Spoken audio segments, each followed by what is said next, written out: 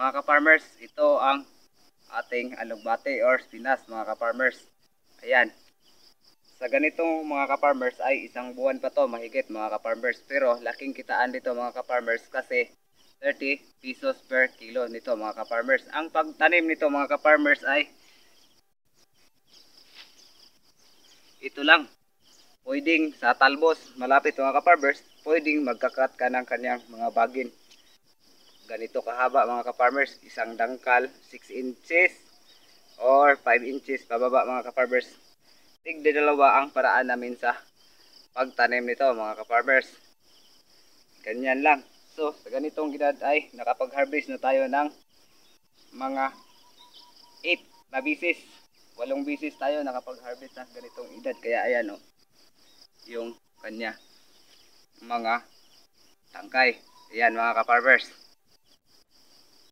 So, ang pag-harvest dito mga ka-farmers ay twice a week.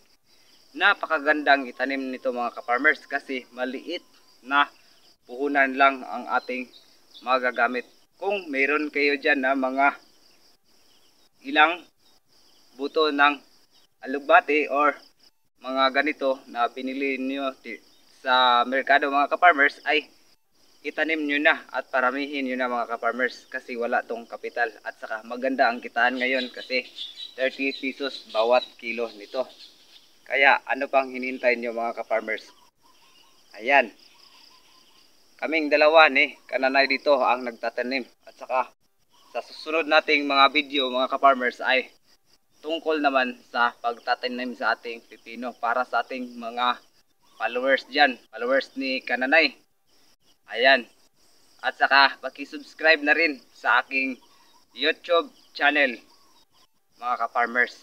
Puntahan nyo lang doon ang aking YouTube channel at saka kay Kananay. Ayan, napakagandang kitaan ngayon. Kaya tuloy-tuloy tayo sa pag-harvest mga ka-farmers. Maura to ang atong pag-interview mga kananay ni ka-farmers. God bless and paki-share. Thank you.